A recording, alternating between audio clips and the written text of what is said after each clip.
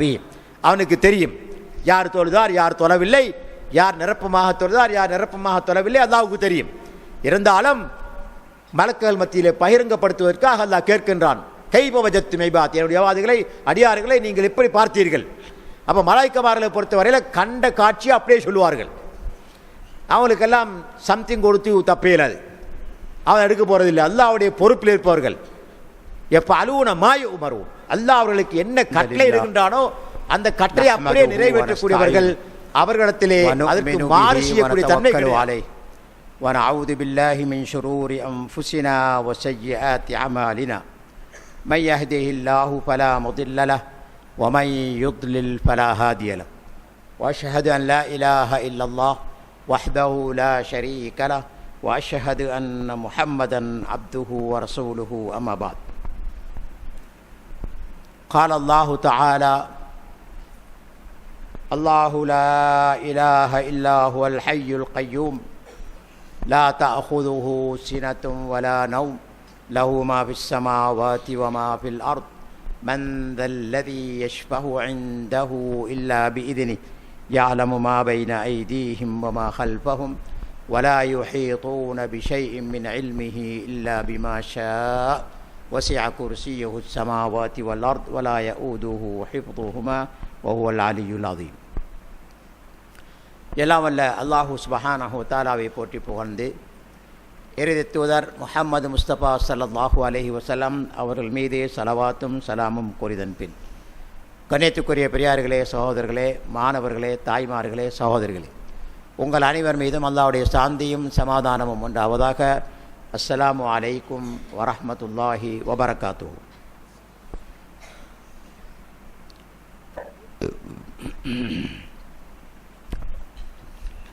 நாம் தொடர்ந்தும் ஆயத்துல் குர்சியுடைய விளக்கத்தை படித்து வருகின்றோம்.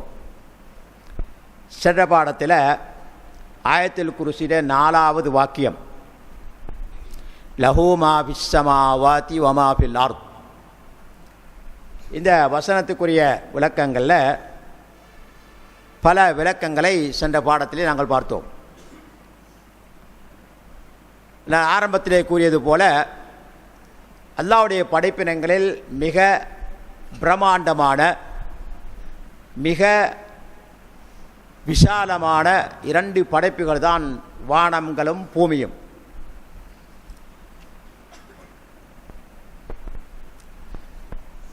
இந்த வானங்கள் பூமிகள் அல்லாஹு சுப்ஹானஹு வ தஆலா எனக்கு சொந்தம் என்று அல்லாஹு தஆலா கூறுகிறான்.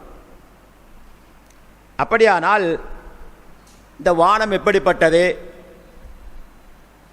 அதிலே என்ன அல்லாஹு சுப்ஹானஹு வ தஆலா படைத்திருக்கிறான், பூமி எப்படிப்பட்டது, அதிலே அல்லாஹு சுப்ஹானஹு வ தஆலா எப்படியான படைப்பினங்களை படைத்திருக்கிறான் போன்ற விவரங்களை தெரிந்து கொண்டால்தான் அல்லாஹு சுப்ஹானஹு வ தஆலாவுடைய ஆற்றலை, அவனுடைய வல்லமையை, அவனுடைய தத்துவத்தை எங்களுக்கு புரிந்து கொள்ள முடியும். இந்த அடிப்படையிலே சென்ற பாடத்திலே 4வது வாக்கியத்தின் சில விளக்கங்களை பார்த்தோம். நாம் அதில் ஒன்று, வானங்களும் பூமியும் அல்லாஹ்வுடைய அத்தாட்சிகளில் மிகப்பெரியது என்ற விளக்கத்தை விரிவாக சென்ற பாடத்தில் நாங்கள் பார்த்தோம். இரண்டாவதாக, வானங்களை பொறுத்த வரையில் இவ்வளவு விசாலமாக இருந்தோம் அல்லாஹ் சுப்ஹானஹு வ தஆலா அவைகளை தூண்களின்றி உயர்த்தியிருப்பதே இங்கே சிந்திக்க வேண்டிய ஒன்று என்ற விஷயத்தை விரிவாக சென்ற பாடத்திலே பார்த்து நாங்கள். மூன்றாவதாக, அல்லாஹ் சுப்ஹானஹு வ தஆலா வானங்களை ஒன்றன் மேல் ஒன்றாக திபாகா என்று அல்லாஹ் தஆலா சொல்லுகின்றான்.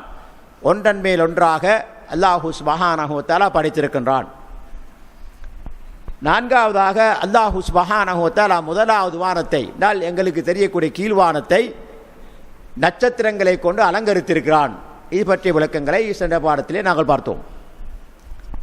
ஐந்தாவதாக, இந்த வானங்கள் தூண்களின்றி படைக்கப்பட்டாலும் கூட அந்த வானங்கள் பூமியின் மீது விழுந்து விடாமல் அல்லாஹ் சுப்ஹானஹு வ தஆலா தான் அதை உயர்த்தி பிடித்து கொண்டிருக்கிறான் என்ற விளக்கத்தை சென்ற பாடத்திலே விரிவாக நாங்கள் பார்த்தோம். ஆறாவதாக அல்லாஹு சுப்ஹானஹு வ தஆலா வானங்களுக்கு வாசல்களை வைத்திருக்கிறான். அந்த வாசல்கள் பற்றிய விளக்கத்தையும் சென்ற பாடத்திலே விரிவாக நாங்கள் பார்த்தோம். ஏழாவதாக வானங்கள் அல்லாஹ் படைத்த அனைத்தும் அல்லாஹு தஆலாவை துதித்து புகழ்ந்து கொண்டிருக்கின்றன என்ற விளக்கத்தை சென்ற பாடத்திலே பார்த்தோம் நாங்கள். எட்டாவதாக வானத்தின் சுமை. அவர் ஒரு விசேஷமான ஒரு ஹதீஸ் என்ற பாடத்தில் பார்த்தோம் நாங்கள்.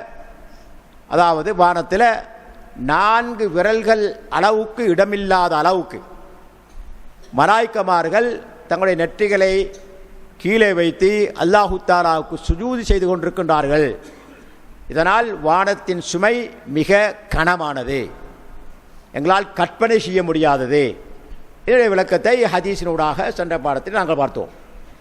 இன்றைக்கும் தொடர்ந்து இந்த வானம் சம்பந்தமான சில வேறு விளக்கங்களை என்று பார்க்க வேண்டியிருக்கின்றது. உதாரணமாக அல்லாஹு சுப்ஹானஹு வ தஆலா வானங்களையும் பூமியையும் 6 நாட்களில் படைத்தான் என்று குர்ஆனிலே படங்களிலே சொல்லுகின்றான். உதாரணமாக ஒரு வசனத்திலே அல்லாஹு தஆலா சொல்லும் போது அல்லதீ ஹலக்கஸ் ஸமாவாதி வல் அர்த வமா பைனஹுமா ஃபீ 6 அய்யாம், அல்லாஹுதான் வானங்களையும் பூமியையும் அவைகளுக்கு இடையில் உள்ளவைகளையும், வமா பைனஹுமா பூமியில் என்ன இருக்குது வானத்தில் என்ன இருக்குது அனைத்து படைப்பினங்களையும் 6 நாட்களில் படைத்தான் என்று அல்லாஹு சுப்ஹானஹு வ தஆலா ஓரிடத்தில் அல்ல பல வசனங்களில் இப்படி சொல்லி காட்டுகின்றான்.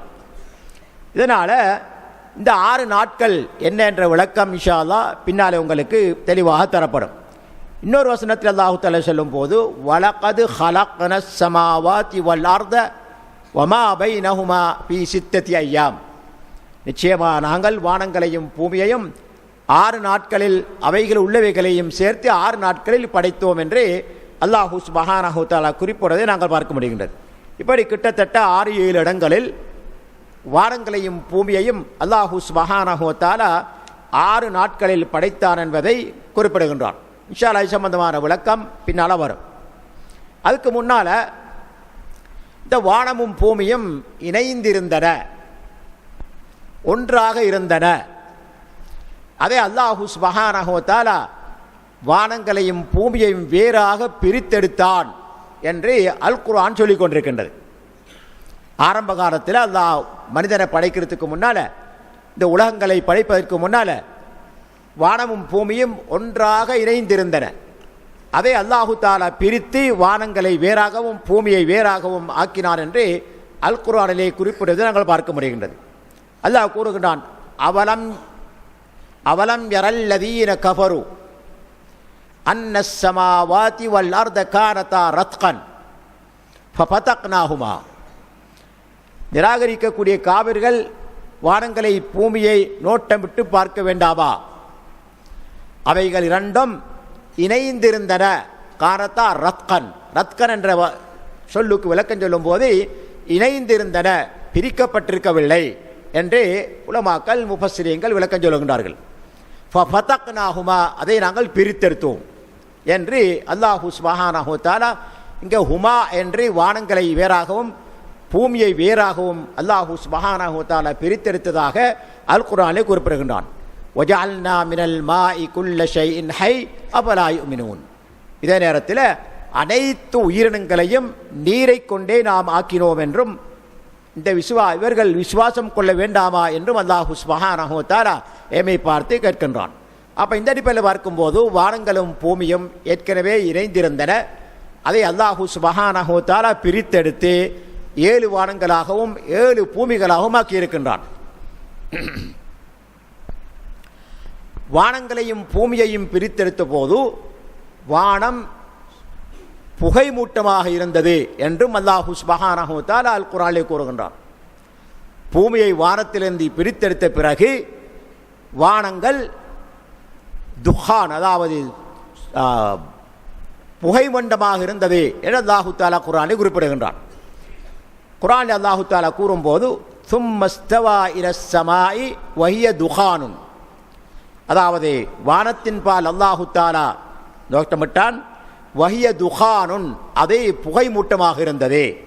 ஃபகால லஹா வானங்களுக்கு அல்லாஹு தஆலா சொல்லுகின்றான், வலில் அர்தி தியா தௌஅன் அவ் கர்ஹா, விரும்பியோ விரும்பாமலோ நீங்கள் அடிபணிந்து வாருங்கள் என்று அல்லாஹு சுப்ஹானஹு வ தஆலா அந்த வானங்களுக்கும் பூமிக்கும் அல்லாஹு தஆலா சொல்ல, காலத்தா அதைனா தாயீன், நாங்கள் உனக்கு கட்டுப்பட்டவர்களாக விரும்பியே கட்டுப்பட்டவர்களாக வருகிறோம் என்று அவைகள் பதில் சொன்னதாக அல்லாஹு சுப்ஹானஹு வ தஆலா குறிப்பிடுகின்றான். இப்போ நாங்கள் பார்ப்போம், எப்படி 6 நாட்களில் வானங்களும் பூமியும் அவைகளில் உள்ளவைகளும் எப்படி படைக்கப்பட்டன. ஆரம்பமாக அல்லாஹு சுப்ஹானஹு வ தஆலா பூமியை 2 நாட்களில் படைக்கின்றான். ஆரம்பமாக பூமியை அல்லாஹு சுப்ஹானஹு வ தஆலா 2 நாட்களில் படைக்கின்றான். இரண்டாவதாக பூமியில் இருக்கக்கூடிய அனைத்து படைப்பினங்களை, அது மனிதனாக இருக்கலாம் அல்லது ஏனைய படைப்பினமாக இருக்கலாம், அனைத்து படைப்பினங்களையும் அல்லாஹு சுப்ஹானஹு வ தஆலா 2 நாட்களில் படைக்கின்றான். மொத்தம் 4 நாட்கள். இதே போல வானங்களை அல்லாஹு சுப்ஹானஹு வ தஆலா அவைகளில் உள்ளவைகளோடு சேர்த்து இன்ஷா அல்லாஹ் பின்னால பார்க்கலாம். வானத்தில் எப்படியான படைப்பினங்களை அல்லாஹு சுப்ஹானஹு வ தஆலா படைத்திருக்கிறான் என்பதை பின்னால பார்க்கலாம். அப்ப வானங்களையும் அவைகளில் உள்ளவைகளையும் அல்லாஹு சுப்ஹானஹு வ தஆலா 2 நாட்களில் படைக்கின்றான். இப்போ மொத்தம் 6 நாட்கள். 2 நாட்களில் பூமியை படைக்கின்றான், இன்னும் 2 நாட்களில் பூமியில் உள்ள அனைத்து படைப்பினங்களையும் படைக்கின்றான், இன்னும் 2 நாட்களில் வானங்களை அல்லாஹு தஆலா படைக்கின்றான். மொத்தமாக 6 நாட்கள். இதை அல்லாஹு தஆலா அல் குர்ஆனிலே கூறும்போது, குல் அஇன்னகும் லதக்ஃபுரூன பில்லதீ ஹலக அல் அர்த ஃபீ யௌமைனி வதஜஅலூன லஹு அந்தாதா ذلك ரப்புல் ஆலமீன். 2 நாட்களில் பூமியை படைத்த இறைவனை நீங்கள் நிராகரிக்கின்றீர்களா? குல் அஇன்னகும் லதக்ஃபுரூன பில்லதீ ஹலகல் அர்த ஃபீ யௌமைனி வதஜஅலூன லஹு அந்தாதா ذلك ரப்புல் ஆலமீன். அதாவது 2 நாட்களில் பூமியை படைத்த இறைவனை நீங்கள் மறுக்கின்றீர்களா? அவனுக்கு நீங்கள் இணைகளை கற்பிக்கின்றீர்களா? வதாலிக ரப்புல் ஆலமீன், அவன்தான் அகிலத்தாரின் இரட்சகனாக இருக்கிறான் என்று அல்லாஹு சுப்ஹானஹு வ தஆலா 2 நாட்களில் பூமியை படைத்ததை இங்கே சுட்டி காட்டுகின்றான். தொடர்ந்து வஜஅல ஃபீஹா ரவாசிய மின் ஃபௌகிஹா வபாரக ஃபீஹா வகத்தர ஃபீஹா அக்வாத்தஹா ஃபீ 4 அய்யாம் சவாஅன் லிஸ்ஸாயிலீன். இங்க பூமியை 2 நாட்களில் படைத்த பிறகு பூமியில் இருக்கக்கூடிய மலைகள் அல்ல அது போன்ற ஏனைய படைப்பினங்களை அல்லாஹு சுப்ஹானஹு வ தஆலா இன்னும் 2 நாட்களை சேர்த்து 4 நாட்களில் படைக்கின்றான். இந்த இடத்துல 4 அய்யாம் என்ற விஷயத்தில் உலமாக்களுக்கு இடையில் கருத்து மோதல் இருந்து கொண்டிருக்குது. சிலர் சொல்லுகின்றார்கள், அல்லாஹு தஆலா பூமியை 2 நாட்களில் படைத்தான், பூமியில் இருக்கக்கூடிய அனைத்தையும் 4 நாட்களில் படைத்தான், இந்த வசனத்தை ஆதாரமாக சொல்லுவார்கள். ஆனால் உண்மையாக அது அர்த்தம் அல்ல, அது அர்த்தம் அதல்ல. அநேகமான உபஸ்திரியங்கள் இதற்கு சொல்லும் விளக்கம் என்னவென்று சொன்னால், பூமி படைக்கப்பட்டது 2 நாட்களில், பூமியில் உள்ளவைகள் அனைத்தும் படைக்கப்பட்டது 2 நாட்களில், ரெண்டும் சேர்ந்து தான் 4 நாட்கள். ஏன்னா குர்ஆனில் ஒரு இடத்தில் அல்ல பல இடங்கள் அல்லாஹு தஆலா சொல்லுகின்றான், பூமியையும் வானங்களையும் அவைகளில் உள்ளவைகளையும் 6 நாட்களில் படைத்தான் என்பதை சராஹத்தாலா சொல்லிட்டான். அதனால இந்த இடத்துல 4 நாட்கள் என்று சொல்லப்படுவது முன்னால வானத்தை பூமியை படைத்த 2 நாட்களோடு அவைகளில் படைக்கப்பட்ட அனைத்து படைப்பினங்களையும் சேர்த்துத்தான் 4 நாட்கள் என்பதை நாம் புரிந்து கொள்ள வேண்டும். சவாஅன் லிஸ்ஸாயிலீன். பின்னர் சும்மஸ்தவா இலஸ் ஸமாஇ வஹிய துஹானுன், பின்னர் வானத்தின் பால் அல்லாஹு தஆலா ஓட்டமிட்டான், அது புகை மண்டலமாக இருந்தது. ஃபகால லஹா, வானங்களுக்கும் வலில் அர்த் பூமிக்கும் இத்தியா தௌஅன் அவ் கர்ஹா, நீங்கள் விரும்பிய விரும்பாமலோ எனக்கு கட்டுப்பட்டு வாருங்கள் என்று அல்லாஹு தஆலா கட்டளையிட்டான். அப்போது அந்த 2ம், அதாவது வானங்களும் பூமியும் சொன்னது, ஃபகாலதா அதைனா தாயீன், நாங்கள் உனக்கு கட்டுப்பட்டவர் விரும்பியே கட்டுப்பட்டவர்களாக வருகிறோம் என்று அவைகள் பதிலளித்ததாக அல்லாஹு சுப்ஹானஹு வ தஆலா குறிப்பிடுகின்றான். தொடர்ந்து ஃபகதாஹுன்ன சபஅ ஸமாவாத், அதற்கு பிறகுதான் வானங்களை 7 வானங்களாக அல்லாஹு தஆலா ஆக்குகின்றான். ஃபீ யௌமைன், 2 நாட்களில். வௌஹா ஃபீ குல்லி ஸமாஇன் அம்ரஹா, இந்த 2 நாட்களில் தான் வானங்கள் இருக்கக்கூடிய அனைத்தையும் அல்லாஹு தஆலா படைக்கின்றான். வௌஹா ஃபீ குல்லி ஸமாஇன் அவ் அம்ரஹா, வானத்தில் இருக்கக்கூடிய அனைத்தையும் அல்லாஹு சுப்ஹானஹு வ தஆலா படைக்கிறான்.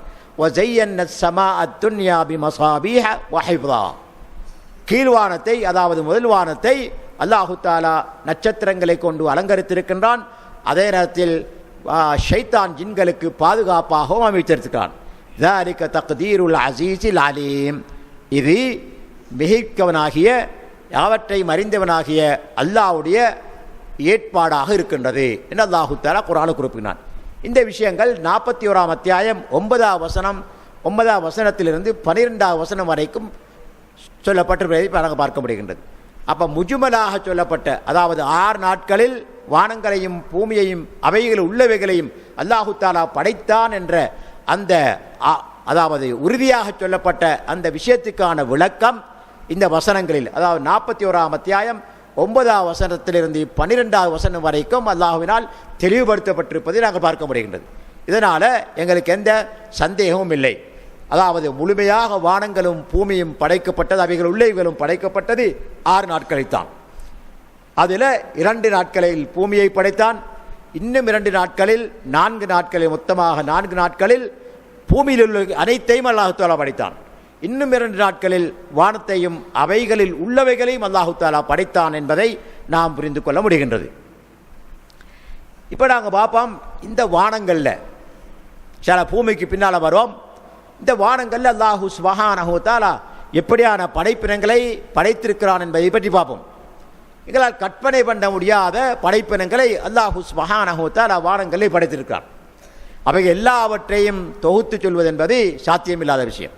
இருந்தாலும் அல்லாஹ்வுடைய ஆற்றலை அல்லாஹ்வுடைய வல்லமையை தெரிந்து கொள்வதற்காக இந்த ஆயத்தில் குர்சி வந்த நோக்கமே அல்லாஹ்வுடைய வல்லமையை சொல்வதற்காகத்தான். அல்லாஹ்வுடைய சிபாத்துகளை அல்லாஹ்வுடைய பண்புகளை எடுத்து காட்டக்கூடியதான் இந்த வசனம் வந்திருக்குது. இதன் அடிப்படையில் நாங்கள் முடிந்த மட்டும் அல்லாஹு தஆலா வானங்களில் எப்படியான படைப்பினங்களை படைத்திருக்கிறான், அவைகளின் விசாலம் என்ன என்பதை பற்றி கொஞ்சம் சுருக்கமாக நாம் ஆய்வது பொருத்தமாக இருக்கும் நினைக்கிறேன். ஆரம்பமாக அல்லாஹு சுப்ஹானஹு வ தஆலா வானத்திலே மலாயிக்கமார்களை படைத்திருக்கிறான். அவர்களுடைய எண்ணிக்கை அல்லாஹ்வை தவிர வேறு யாரும் அறிய மாட்டார்கள். வமா யஅலமு ஜுனூத ரப்பிக இல்லாஹு, அல்லாஹ்வுடைய மலாயிக்கமார்களின் எண்ணிக்கையை அவருடைய படையின் எண்ணிக்கையை அல்லாஹ்வை தவிர வேறு யாரும் அறிய மாட்டார்கள். இது முதலாவது. இரண்டாவதாக அவருடைய எண்ணிக்கையை பொறுத்த வரையில் ரசூல் ஸல்லல்லாஹு அலைஹி வஸல்லம் அவர்கள் மேராஜிலே பயணத்தின் போது ஒரு ஹதீஸிலே குறிப்பிடுவதை பார்த்தால் சுப்ஹானல்லாஹ், அவருடைய எண்ணிக்கையை எங்களால் கற்பனை பண்ண முடியாது. அதாவது ஹாதிஸத்துல் இஸ்ரா வல் மிஅராஜ், அல் இஸ்ரா வல் மிஅராஜ் என்று சொல்லக்கூடிய இந்த ரஜப் மாதம் தான் நடந்ததாக எல்லோரும் போல சொல்லிக்கொள்வார்கள். உண்மையிலேயே இந்த இஸ்ரா வல் மிஅராஜ் ரஜப் மாதத்தில் தான் நடைபெற்றதா என்றால் அதற்கு சரியான ஆதாரங்கள் இல்லை. இன்றைக்கு அகில இலங்கை ரீதியாக அல்லது உலகத்தில் இருக்கக்கூடிய ஏனைய முஸ்லீம்கள் இஸ்ரா மேராஜ் நிலையில் போட்டு மேராஜ் கொண்டாட்டம் கொண்டாடுகிறார்கள். மேராஜ் குறிப்பாக இந்த ஷாபான் மாதத்தின் 27 அண்டை அவர்கள் புனிதப்படுத்தி கொண்டாடுவதை நாங்கள் பார்க்கிறோம். ஆனால் உண்மையிலேயே இந்த தினத்தில் தான் இந்த மாதத்தில் தான் இஸ்ரா மேராஜ் நடந்ததா என்று சொன்னால் அதற்கான தெளிவான ஆதாரங்கள் எதுவும் கிடையாது. இருந்தாலும் இது உண்மையான ஒரு சம்பவம். அதாவது நிராகரிக்கக்கூடிய காபிர்கள் அல்லது சந்தேகத்தை ஏற்படுத்தக்கூடியவர்கள் சொல்வது போல நபி ஸல்லல்லாஹு அலைஹி வஸல்லம் அவர்கள் இந்த இஸ்ரா மேராஜுடைய பயணத்தை கனவிலே மேற்கொண்டார்கள் என்று சொல்வது பொய்யான காரியம், பொய்யான செய்தி. மாறாக அவர்களுடைய உடல் உயிரோடு அல்லாஹு சுப்ஹானஹு வ தஆலா அவர்களை மேராஜுடைய பயணத்தை மேற்கொள்ள வைத்தான் என்பதுதான் உண்மையான செய்தி. ஏனென்று சொன்னால் நாங்கள் பார்க்கிறோம், நபி ஸல்லல்லாஹு அலைஹி வஸல்லம் அவர்கள் மேராஜுடைய பயணம் செல்வதற்கு முன்னால், இஸ்ரா என்ற பயணம் செல்வதற்கு முன்னால் ஜிப்ரீல் அலைஹிஸ்ஸலாம் அவர்கள் வருகின்றார்கள்.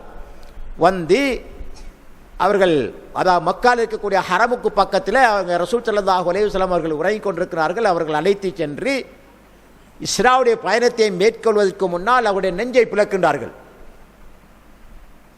நபி ஸல்லல்லாஹு அலைஹி வஸல்லம் அவருடைய நெஞ்சை இந்த தொண்டைக்குழிலிருந்து கடைசி நெஞ்சு வரைக்கும் பிளக்கின்றார்கள்.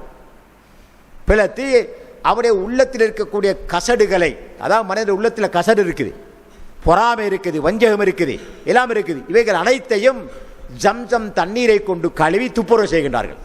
பின்னர் அது இருந்தவாறே அல்லாஹு சுப்ஹானஹு வ தஆலாவுடைய கட்டளை பிரகாரம் திரும்பவும் அதை அப்படியே வைத்து விடுகிறார்கள். அதுக்கு பிறகுதான் புராக் என்ற வாகனம் கொண்டு வரப்பட்டு அந்த புராக் வாகனத்திலே ரசூலுல்லாஹி ஸல்லல்லாஹு அலைஹி வஸல்லம் அவர்கள் இஸ்ரா என்ற பயணத்தை மேற்கொண்டார்கள். அந்த புராக் வாகனம், அதாவது ஹதீஸில் பார்க்குறோம், கழுதைக்கும் கோவேறு கழுதைக்கும் இடைப்பட்ட ஒரு படைப்பு. அதாவது நாங்கள் நினைப்பது போல பிரம்மாண்டமான ஒரு படைப்பு அல்ல. சாதாரண கழுதையை விட பெருசி, ஆனால் கோவேறு கழுதையை விட கொஞ்சம் சிறுசி. ஹதீஸில் அதனுடைய வர்ணனை வந்திருக்கின்றது. இந்த புராக் என்ற வாகனம் நபி ஸல்லல்லாஹு அலைஹி வஸல்லம் அவர்களுக்கு முன்னால் எல்லா நபிமார்களும் அதை பயன்படுத்தியிருக்கின்றார்கள். கடைசியாக பயன்படுத்தியது முஹம்மது ஸல்லல்லாஹு அலைஹி வஸல்லம் அவர்கள். அந்த புராக் என்ற வாகனம் அவர்களில் கொண்டு வரப்பட்ட போது புராக் என்ற வாகனம் திமிருகின்றது. நபி ஸல்லல்லாஹு அலைஹி வஸல்லம் அவர்கள் அதில் ஏறி உட்காருவதற்கு தடையாக இருக்கின்றது, குழப்பம் பண்ணுது. அப்போ ஜிப்ரீல் அலைஹிஸ்ஸலாம் அவர்கள் சொல்லுகின்றார்கள், இதற்கு முன்னர் இவரை விட சிறந்த ஒருவரோட முதுகிலே ஏறியது கிடையாது என்று சொன்னபோது அப்படி வெட்கி தலை குனிந்து விடுகின்றது. அதுக்கு பிறகு ரசூல் ஸல்லல்லாஹு அலைஹி வஸல்லம் அவர்கள் அந்த புராக் என்ற வாகனத்தில் ஏறுகின்றார்கள். அதனுடைய வேகம் எப்படிப்பட்டது என்று சொன்னால், அவருடைய கண் பார்வை தூரம் எவ்வளவு செல்லுமோ அவ்வளவு தூரம் தனது காலை வைக்கக்கூடிய அளவுக்கு வேகமானது. அல்லாஹு அக்பர். அதாவது ஒரு மனிதனுடைய கண் பார்வை கிட்டத்தட்ட ஒரு 200 மீட்டர் போகலாம். நல்ல கூர்மையான பார்வை இருந்தால் காமையில் தூரம் போகலாம். அப்போ அந்த புராக் என்ற வாகனத்தை பொறுத்த வரையில் அவருடைய வேகம் எப்படிப்பட்டது என்று சொன்னால், அவருடைய கண் பார்வை தூரம் எவ்வளவு செல்லுமோ அவ்வளவு தூரம் தன்னுடைய பாதத்தை வைத்து வேகமாக செல்லக்கூடிய அளவுக்கு ஒரு படைப்பாக அல்லாஹு சுப்ஹானஹு வ தஆலா ஆக்கியிருந்தான். அதனால தான் ஒரு நொடிப்பொழுதில் எங்கே போயிட்டாங்க, மக்காலேருந்து பைத்துல் மக்தீஸ் போயிட்டாங்க. அங்கே போன பிறகு அங்கிருந்து மேராஜுடைய பயணத்தை அவர்கள் மேற்கொண்டார்கள். இது தனியாக சொல்லப்பட வேண்டிய ஒரு வரலாறு. இப்போ மேராஜுடைய பயணத்தின் போது நபி ஸல்லல்லாஹு அலைஹி வஸல்லம் அவர்கள் வானம் தட்டப்படுகிறது, வாசல் திறக்கப்படுகிறது, அப்படி 7 வானங்களையும் தாண்டி போகிறாங்க. ஒவ்வொரு வாரத்திலையும் நபிமார்களை சந்திக்கிறாங்க. கடைசியாக ரசூல் ஸல்லல்லாஹு அலைஹி வஸல்லம் அவர்கள் 7வது வானத்தில் இப்ராஹிம் அலைஹிஸ்ஸலாம் அவர்களை பார்க்கின்றார்கள். பைத்துல் மஅமூர் என்ற ஆலயத்தின் மீது முதுகை சாய்த்தவர்களாக உட்கார்ந்திருக்கின்றார்கள். இப்போ அல்லாஹு சுப்ஹானஹு வ தஆலா அவர்களுக்கு பல அற்புதமான காட்சிகளை, மனிதனால் கற்பனை செய்ய முடியாத காட்சிகளை எல்லாம் அந்த பயணத்தின் போது அல்லாஹ் காட்டுகின்றான். சுவர்க்கம் நரகம் கூட அவர்களுக்கு காட்டப்பட்டது. அந்த நேரத்தில் அவருக்கு காட்டப்பட்ட ஒரு அற்புதம் தான் பைத்துல் மஅமூர் என்று சொல்லக்கூடிய ஆலயம். அதான் எங்களுடைய பாடத்துக்கு தேவையான சப்ஜெக்ட். அப்போ இந்த பைத்துல் மஅமூரை பொறுத்த வரையில், அதாவது அதிகமான உலமாக்கள் சொல்லுகின்றார்கள், பூமியில் இருக்கக்கூடிய காபாவுக்கு நேராக 7வது வானத்தில் இருக்குது. பூமியில் இருக்கக்கூடிய மக்கால் இருக்கக்கூடிய காபாவுக்கு நேராக எந்த அளவுக்கு சொன்னால், அது விழுந்தால் நேராக காபாவுக்கு மேலாக விழும். அந்த அளவுக்கு நேராக 7வது வானத்திலே பைத்துல் மஅமூர் என்ற ஒரு ஆலயம் இருக்கின்றது. எப்படி இந்த பூமியில் இருக்கக்கூடிய இந்த பைத்துல்லா காபா என்று சொல்லக்கூடிய ஆலயம் புனிதமானதோ, அதை சுற்றி வலம் வருவது, அங்கே போய் வணக்கம் புரிவது, இபாதத் செய்வது போன்ற நல்ல காரியங்களை செய்வது எப்படி மனிதர்களுக்கு கடமையாக்கப்பட்டிருக்கின்றதோ, அது சிறப்பிக்கப்பட்டிருக்கின்றதோ, அதே போல 7வது வானத்தில் மலாய்க்கமார்களுக்காக நியமிக்கப்பட்ட அந்த ஆலயம்தான் பைத்துல் மஅமூர் என்ற ஆலயம். இந்த ஆலயத்தில் நபி ஸல்லல்லாஹு அலைஹி வஸல்லம் அவர்களுக்கு காட்டப்படுகின்றது. அவர்கள் பார்க்கின்றார்கள், தினந்தோறும் 70,000 மலக்குகள் அங்கே வருகின்றார்கள். 70,000 மலக், 70,000 மலக்கள் அங்கே வருகின்றார்கள். வந்து அந்த ஆலயத்திலே வணக்கம் புரிந்து விட்டு அவர்கள் ஒரு நாளை முடித்து விட்டு சென்றால், கியாம நாள் வரையிலும் அவர்களுக்கு திரும்ப அந்த பைத்துல் மஅமூர் என்ற ஆலயத்துக்கு வருவதற்கான சந்தர்ப்பம் கிடைக்காது. அந்த அளவு அதிகமான எண்ணிக்கை கொண்ட மலாய்க்காமார்கள் வரிசையில் காத்து கொண்டிருக்கின்றார்கள். அல்லாஹு அக்பர். அப்படின்னா பார்த்துக்கொள்ளுங்க, மலாய்க்காமாருடைய எண்ணிக்கை எவ்வளவாக இருக்கும் என்பதை பற்றி. கற்பனை செய்ய முடியாத அளவுக்கு எண்ணிக்கை கொண்ட மலக்குகளை அல்லாஹு சுப்ஹானஹு வ தஆலா வானத்தில் படைத்திருக்கின்றான். முன்னால் பாடத்தில் நாங்கள் பார்த்தோம் ஹதீஸில், அத்தத்திஸ் ஸமா வ ஹுக்கலஹா அன் தஇத் மா ஃபிஹா மௌதிஉ அர்பஅத்தி அஸாபி, இந்த ஹதீஸை நாங்கள் பார்த்தோம். இந்த ஹதீஸில் பார்க்குறோம், அதாவது வானத்தில் 4 விரல்கள் இடமில்லாத அளவுக்கு நெருக்கமாக மலாய்க்கமார்கள் தங்களுடைய ஜபஹா நெற்றியை கீழே வைத்து அல்லாஹ்வுக்கு சுஜூத் செய்து கொண்டிருக்கிறார்கள். அப்போ அந்த ஹதீஸும் எவ்வளவு பெருந்தொகையான மலாய்க்கமார்கள் வானத்திலே இருக்கிறார்கள் என்பதை எங்களால் யூகிக்க முடிகின்றது. ஆனால் எண்ணிக்கையை அல்லாஹ்வை தவிர வேறு யாரும் அறிய மாட்டார்கள். உதாரணத்துக்கு ஒரு கற்பனைக்கு நாங்கள் சொல்லி பார்த்தோம். ஒரு நாளைக்கு 70,000 சொன்னால் 1,00,000 நாள் வச்சுக்கொள்ளும். உதாரணத்துக்கு ஒரு நாளைக்கு 70,000, இந்த வானம் பூமி படைக்கப்பட்ட காலத்திலிருந்து 1,00,000 நாட்கள் வச்சுக்கொள்ளும். உதாரணத்துக்கு இந்த 70,000 1,00,000 பெருக்கி பார்த்தோம் சொன்னால் 70 கோடி. இது எங்களுடைய கற்பனை. ஆனால் அல்லாஹ் அறிவான் எவ்வளவு பெருந்தொகையான மலக்கள் இருக்கிறார் என்பதை எங்களால் சொல்ல முடியாது. இதே போல இன்னும் ஒரு ஹதீஸில் பார்க்குறோம், நாளை மறுமையில் உலகம் அழிக்கப்பட்டு சுவர்க்கம் நரகம் கொண்டு வரப்படுற நேரத்தில் நரகத்தை இழுத்து வரக்கூடியவர்களாக 70,000 மலக்குமார்கள் இருப்பார்கள் ஒரு ஜிமாமில். அதாவது நரகத்துக்கு 70 மூக்கணங்கயிறுகள் இருக்கும். ஜிமாம் பிடிச்சு எடுத்துட்டு வாரது. முஸ்லிமில் பதிவாக இருக்கக்கூடிய ஹதீஸில் ரசூல் ஸல்லல்லாஹு அலைஹி வஸல்லம் அவர்கள் சொல்லுகிறார்கள், யுக்தா பி ஜஹன்னம் யௌமஇதின் லஹா 70,000 ஜிமாம். நாளை மறுமையில் உலகம் அழிக்கப்பட்ட பிறகு பாவிகளை தண்டிப்பதற்காக நரகம் இழுத்து வரப்படும். அந்த நரகத்துக்கு 70,000 மூக்கணங்கயிறுகள் இருக்கும். அந்த ஒவ்வொரு மூக்கணங்கயிற்றிலும் 70,000 மலக்குகள். அல்லாஹு அக்பர். அப்ப பெருக்கி பார்த்த சொன்னா 490 கோடி மலக்குகள். எத்தனை? 490 கோடி மலக்குகள் நரகத்தை இழுத்து கொண்டு வருவார்கள். அப்ப இது நரகத்தை இழுத்து வரக்கூடிய மலக்குகள் எண்ணிக்கை என்று சொன்னால் பைத்துல் மாமூரை செல்லக்கூடிய மலக்குடைய எண்ணிக்கை எவ்வளவாக இருக்கும்? வானத்திலே அல்லாஹ்வுக்காக சுஜூத் செய்து கொண்டிருக்கிற மலக்குடைய எண்ணிக்கை எவ்வளவாக இருக்கும்? எங்களால் கற்பனை பண்ண முடியாது. அவ்வளவு பிரம்மாண்டமான எண்ணிக்கை கொண்ட மலக்குகளை அல்லாஹ் சுப்ஹானஹு வ தஆலா வானத்திலே படைத்திருக்கின்றான். இந்த மலாய்க்கமார்கள் சம்பந்தமாக வந்திருக்கக்கூடிய ஹதீஸுகளை பார்க்கும்போது உண்மையிலேயே மனிதனால் கற்பனை செய்ய முடியாத அளவுக்கு எண்ணிக்கை கொண்ட மலக்குகளை அல்லாஹ் சுப்ஹானஹு வ தஆலா வானத்திலே படைத்திருக்கின்றான். அதிலே சிலருக்கு சில பொறுப்புகள் அல்லாஹ் தஆலா பொறுப்பு சாட்டிருக்கின்றான். நான் பார்க்குறேன், ஜிப்ரீல் அலைஹிஸ்ஸலாம் அவர்களை பொறுத்தவரையில் வகை கொண்டு வரக்கூடியவர்களாக, இஸ்ராபீல் அலைஹிஸ்ஸலாம் அவர்களை பொறுத்தவரையில் சூறுதக்கூடியவர்களாக, மலக்குல் மௌத்தை பொறுத்தவரையில் உயிரை கைப்பற்றக்கூடியவர்களாக, இப்படி ஒரு பொறுப்பு சில மலக்குகளுக்கு அல்லாஹ் தஆலா சில பொறுப்புகளை கொடுத்திருக்கின்றான். அவர்கள் அவருடைய பொறுப்புகளை நிறைவேற்றி கொண்டே இருக்கின்றார்கள். புகாரி முஸ்லிமிலே பதிவாக இருக்கக்கூடிய ஒரு ஹதீஸில் அனஸ் ரலியல்லாஹு அன்ஹு அவர்கள் மூலம் அறிவிக்கப்படுகின்றது. அதாவது இன்றைக்கு பூமியில் எத்தனை கோடி மக்கள் இருப்பார்கள்? கிட்டத்தட்ட 600 கோடின்னு சொல்லப்படுது. கிட்டத்தட்ட அல்ல, அதை விட கூட இருக்கலாம். 600 கோடி 600 மில்லியனா? எங்க 600 கோடி 600 மில்லியனா? 600 கோடிக்கு மேலே உலகத்தில் வாழக்கூடிய மக்களுடைய எண்ணிக்கை 600 கோடிக்கு மேலே. அப்ப ஒவ்வொரு மனிதனுக்கும் இந்த அதாவது கருவில் இருக்கக்கூடிய குழந்தைக்கு சாட்டப்பட்ட மலக்கு ஒரு இருக்கிறார். அதுதான் இந்த ஹதீஸ் சொல்லுது. புகாரி முஸ்லிமில் இந்த ஹதீஸ் பதிவாக இருக்குது. இந்த அதாவது மலாய்க்கமாருடைய எண்ணிக்கையை பார்க்கும்போது எவ்வளவு பெருந்தொகை என்பதை புரிந்து கொள்றதுக்காக இந்த ஹதீஸ் உங்களுக்கு சொல்கிறேன். அதாவது அனஸ் ரலியல்லாஹு அன்ஹு அறிவிக்கிறார்கள், நபி ஸல்லல்லாஹு அலைஹி வஸல்லம் அவர்கள் சொன்னதாக, இன்னல்லாஹ அஸ்ஸ வஜல் கத் வக்கல பிர்ரஹீமி மலக்கன்.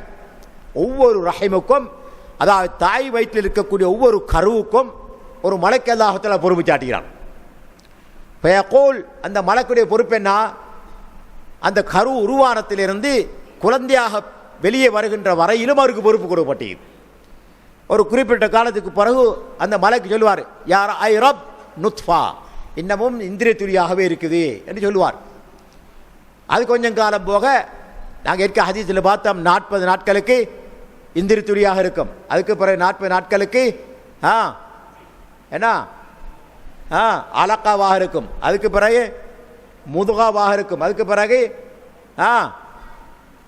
தசைகள் படைக்கப்பட்டு எலும்புகள் படைக்கப்பட்டு உயிர் ஊதப்படும். அப்ப 40 நாட்கள். அப்ப 40 நாட்களுக்கு பிறகு தசைகள் படைக்கப்பட்டு எலும்புகள் படைக்கப்பட்டு உயிர் ஊதப்படுது. அப்ப இந்த 40 நாட்கள் 120 நாள், 90 நாட்கள்.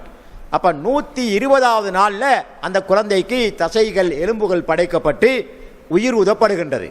அது வரைக்கும் இந்த மலக்கு பொறுப்பு சாட்டவராக அந்த கருவை அவதானித்தவராக இருக்கிறார். என்ன சொல்றாரு? யாரப் இப்போ நுத்துபாவா இருக்குது, இந்திரிய துளியாக இருக்குது. அதை கட்டத்தை தாண்டதுக்கு பிறகு சொல்றார், யாரப் அலகா, இப்போ ஒட்டி கொள்ளக்கூடிய அட்டை போன்ற நிலையில் இருக்குது. அதுக்கு பிறகு சொல்றார், ஐரப் முத்கா, இப்போ தசை பிண்டமாக இருக்குது. அப்படியே வந்ததுக்கு பிறகு பைதா அராதல்லாஹு ஐயக்திய ஹல்கன், சில வேளை முதுகாவாக இருக்கும் போதே கரைந்து போகலாம். அல்லாஹ் நாடினால் அதை படைப்பாக படைக்கலாம். இதான் நாங்கள் பார்க்குறோம், சில பெண்களுக்கு அபோஷன் நடக்கும். அப்போ அபோஷன் நடக்கிறதாக இருந்தால் இந்த முதுகாவாக இருக்கக்கூடிய காலத்தான் நடக்கணும். அந்த முதுகாவுடைய காலத்தை தாண்டிட்டா குழந்தை உருவாகிடும், குழந்தைக்கு உருவமைக்கப்பட்டுவிடும், தசைகள் எலும்புகள் படைத்து படைக்கப்பட்டுவிடும். அப்போ அல்லாஹு தாலா அந்த குழந்தையை குழந்தையாகவே வெளியேற்ற வேண்டும் என்று நாடினால், ஃபைதா அராதல்லாஹு அன் யக்திய ஹல்கன், ஒரு படைப்பாக அந்த குழந்தையை வெளியே எடுக்க வேண்டும் என்று அல்லாஹ் நாடினால், காலல் மலக் ஐ ரப் தக்கருன் அவ் உன்சா, ரப்பே ஆனா பெண்ணா என்று அந்த மலக்கு கேட்கின்றார். ஷகியுன் அவ் சயீத், ஷகியுன் அவ் சயீத், பாக்கியசாலியா அபாக்கியசாலியா, அந்த மலக்கு கேட்கிறார். ஃபமர் ரிஸ்க், அந்த பிள்ளைக்குரிய வாழ்வாதாரம் என்ன? ஃபமல் அஜல், அந்த குழந்தைக்குரிய வாழக்கூடிய கால எல்லை என்ன, அவருடைய அஜல் என்ன என்று அந்த மலக்கு அல்லாஹ்விடத்தில் கேட்கின்றார். இது வேறு ஹதீஸில் வேறு மாதிரி வந்திருக்குது. அதாவது ஒரு 40 நாட்கள் கழிஞ்ச பிறகு உயிர் ஊதப்பட்டு அந்த மலக்கு அந்த குழந்தைக்குரிய 4 விஷயங்களை பதிகிறார். அந்த நாள் தான் சொல்லப்பட்டிருந்தேன். ஆனால் பெண்ணா, அடுத்த 2வது அந்த பிள்ளை பாக்கியசாலியா அல்லது அபாக்கியசாலியா, சுவர்க்கவாசியா நரகவாசியா பதியப்பட்டுரும். தாய் வயிற்றில் இருக்கும்போதே, கருவில் இருக்கும்போதே பதியப்பட்டுரும். இன்ஷா அல்லாஹ் வருவோம் நாங்கள். அடுத்ததாக அந்த குழந்தை இந்த உலகத்தில் பிறந்தால் எதை அனுபவிக்கும்? அது உணவாக இருக்கலாம், அல்லது உடையாக இருக்கலாம், அல்லது வசிப்பிடமாக இருக்கலாம். அது எதுவாக இருந்தாலும் சரி, அந்த குழந்தை இந்த உலகத்தில் வாழும் காலத்தில் எதை அனுபவிக்கும், அது வாழ்வாதாரங்கள் எதுவாக இருக்கும் என்பது அல்லாஹ்வினால் பதியப்பட்டுரும். கடைசியாக அந்த குழந்தையின் இறப்பு, அதாவது அஜல், எவ்வளவு காலம் அந்த குழந்தை வாழும், 10 வருடமா 20 வருடமா அல்லது குழந்தையில இறந்து போகுமா என்பதையெல்லாம் அல்லாஹ் சுப்ஹானஹு வ தஆலா அந்த மலக்கு மூலமாக பயந்து விடுகின்றான். இப்போ அப்படி பார்த்தோம்னு சொன்னால், இதே தாய் வயிற்றில் இருக்கும்போது பதியப்படக்கூடிய செய்திகள். ஒவ்வொரு கருவுக்கும் ஒவ்வொரு மலக்கு சாட்டப்பட்டிருப்பார்னு சொன்னால், உலகத்தில் பிறக்கக்கூடிய அத்தனை குழந்தைகளுக்கும் ஒரு மலக்கு சாட்டப்பட்டிருக்கிறார் என்பதை இந்த ஹதீஸ் எங்களுக்கு தெளிவுபடுத்தி கொண்டிருக்கின்றது. இதன் மூலம் ஏராளமான மலக்குகளை அல்லாஹ் சுப்ஹானஹு வ தஆலா இந்த பொறுப்புக்காக நியமித்திருக்கிறான் என்பது எங்களுக்கு தெரிய வருது. இந்த இடத்துல எங்களுக்கு ஒரு சந்தேகம் வரும். தாய் வயிற்றில் இருக்கும்போது, கருவாக இருக்கும்போதே பாக்கியசாலியா அபாக்கியசாலியா, சொர்க்கவாசியா நரகவாசியா என்று பதியப்பட்டுவிடும் என்று ரசூல் ஸல்லல்லாஹு அலைஹி வஸல்லம் அவர்கள் இந்த ஹதீஸ்லையும் சொல்கிறாங்க. இதுக்கு முன்னால் வந்த முஸ்லீமில் பதிவாகக்கூடிய ஹதீஸ்லையும் சொல்கிறாங்க.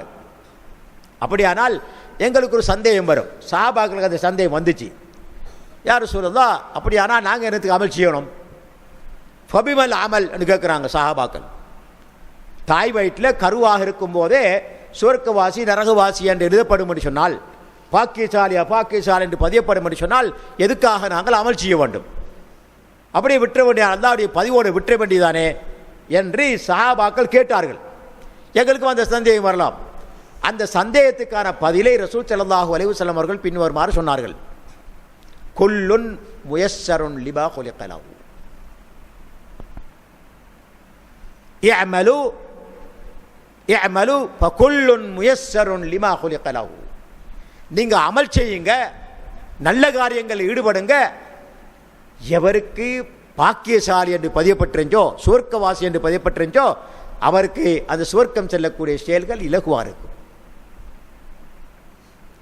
எவருக்கு அபாக்கியசாலி நரகவாசி என்று பதியப்பட்டிருந்தோ, அவருக்கு நரகம் செல்லக்கூடிய காரியங்கள் இலகுவாக இருக்கும் என்று ரசூல் ஸல்லல்லாஹு அலைஹி வஸல்லம் அவர்கள் சஹாபாக்களுக்கு பதிலளித்தார்கள் என்பதை சஹீஹான ஹதீஸிலே நாங்கள் பார்க்கின்றோம். இந்த அடிப்படையில் நாங்கள் எங்களுக்கு என்ன எழுதப்பட்டிருக்கிறது எங்களுக்கு தெரியாது. தாய் வயிற்றில் நாங்கள் கருவாக இருக்கும்போது எங்களுக்கு பாக்கியசாலி என்று எழுதப்பட்டுச்சா அல்லது அபாக்கியசாலி என்று எழுதப்பட்டுச்சா எங்களுக்கு தெரியாது.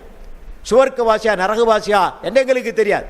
அப்படி தெரியாமல் இருக்கும்போது நான் நரகவாசி என்று சும்மா இருந்தால் சரியா?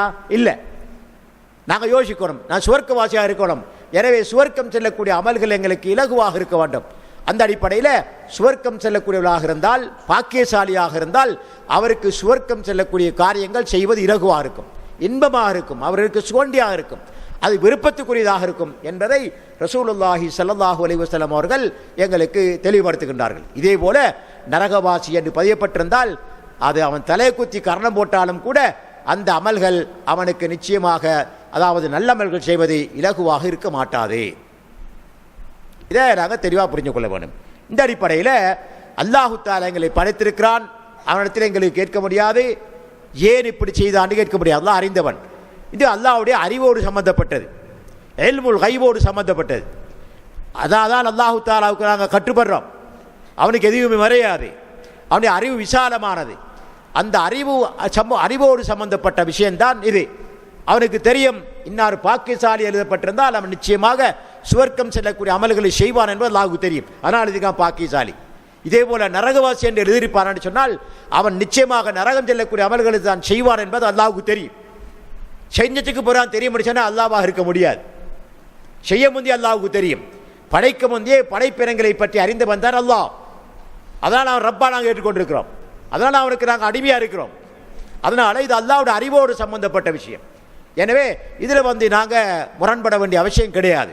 ரசூல் ஸல்லல்லாஹு அலைஹி வஸல்லம் அவர்கள் சொன்னது போல நாங்கள் எங்களால் முடிந்த மட்டம் சுவர்க்கம் செல்லக்கூடிய காரியங்களை விரும்பி ஆர்வத்தோடு சந்தோஷமாக அல்லாஹு தஆலா ஏற்றுக்கொள்ளக்கூடிய அமைப்பில் செய்வது எங்களுடைய பொறுப்பு. அதுக்கு மாறாக இருந்தால் அல்லாஹு தஆலா தண்டிக்கிறதுக்கு பொதுவானவன். சரி, அப்போ நாங்கள் பார்க்குறோம் இந்த இடத்துல ஒவ்வொரு ரஹீமுக்கும் ஒரு மலக்கு சாட்டப்பட்டிருக்கிறார். இதே போல மனிதனை பாதுகாப்பதற்காக முன்னுக்கும் பின்னுக்கும் ஒவ்வொரு மனிதனுக்கும் 2 மலக்கள் சாட்டப்பட்டிருக்கிறார்கள். சுப்ஹானல்லாஹ். மனிதனை பாதுகாப்பதற்காக 2 மலக்கள் சாட்டப்பட்டிருக்கிறார்கள். இவர்கள் அல்லாஹ்வுடைய நேதி பிரகாரம், அல்லாஹ்வுடைய கட்டளை பிரகாரம் ஒவ்வொரு மனிதனையும் அந்த 2 மலக்கள் பாதுகாத்துக் கொண்டே இருக்கிறார்கள். எப்ப அல்லாஹ்வுடைய அஜல் வந்துச்சோ விலகிடுவார்கள். அல்லாஹ்வுடைய அஜல் வந்துச்சுன்னு சொன்னால், அதாவது அந்த மனிதனுக்குரிய கடைசி நேரம் வந்து விட்டதுன்னு சொன்னால் அவருடைய பாதுகாப்பு விலகிடுவாங்க. அது வரைக்கும் மனிதனுக்கு பாதுகாப்புக்காக ஒவ்வொரு மனிதனுக்கும் 2 மலக்குகள் சாட்டப்பட்டிருக்கிறார்கள். இதே போல வானத்தில் பூமியில சஞ்சாரம் செய்யக்கூடிய மலாய்க்கமார்களை அல்லாஹ் சுப்ஹானஹு வ தஆலா படைத்திருக்கிறார். அவர்கள் காலையில் சுபஹ் பொழுதில் வருவார்கள். இதே போல அசர் தொழுகைக்கு பின்னால மேலெழுச்சிடுவார்கள். அசர் தொழுகைக்கு ஒரு கூட்டம் வருவார்கள். அவர்கள் காலையில் சுபஹ் தொழுகை வரை இருப்பார்கள். இது ஏற்கனவே உங்களுக்கு சொல்லப்பட்டிருக்குது. இன்னலில்லாஹி மலாயிகத்தன் சய்யாஹூன், பூமியில அல்லாஹு தஆலாவுக்காக சஞ்சாரம் செய்யக்கூடிய மலக்கள் இருக்கின்றார்கள். அவர்கள் இந்த மனிதனை அவன் செய்யக்கூடிய செயல்களை அவதானிப்பதற்காக வேண்டியே இருக்கின்றார்கள், பொறுப்பு சாட்டப்பட்டவர்கள். ஒரு பள்ளிவாசலுக்கு வருவார்கள், அங்கே வந்து பார்ப்பார்கள் எத்தனை பேர் தொழுகிறார்கள்.